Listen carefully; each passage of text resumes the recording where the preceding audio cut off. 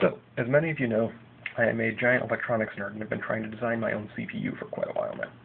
It's taken a while, and most of it is me trying to figure out how to design something that is simple to implement and simple to execute. As a hobbyist, things can start getting out of hand really fast complexity-wise on a processor, so I'm trying to simplify things. Most of my problems come with the control unit, which does all the heavy lifting. Everything else is pretty easy. But the control unit can get pretty complex. If it's hard-coded, it is piles and piles and piles of logic. If I went with a micro-coded architecture, it would simplify things, but then I'd have to design another smaller computer to run my bigger computer, and then it's just kind of recursive and gets silly if I design a traditional micro-coded unit.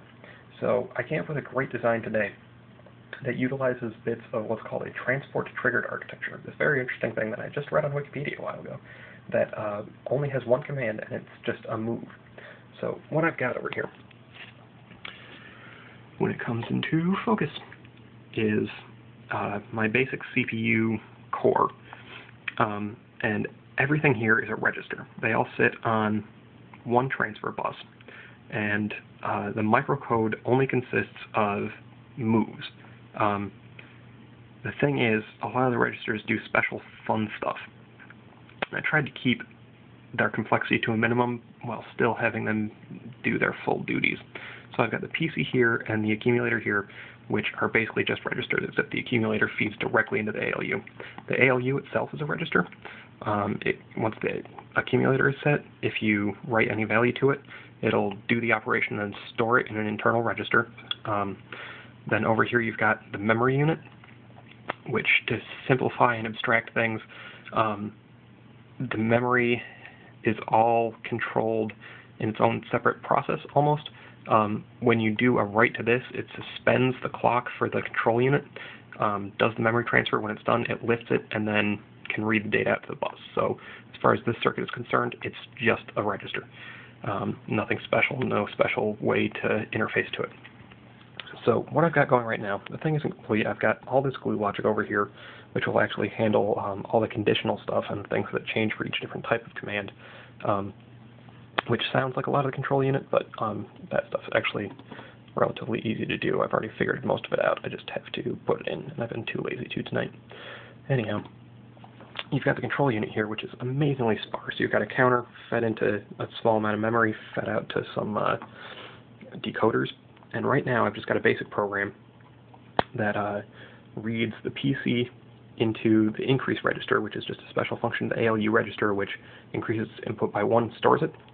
Then the next command does the reverse. It takes the stored ALU value, reads it back into the PC. So it just keeps incrementing the PC over and over again.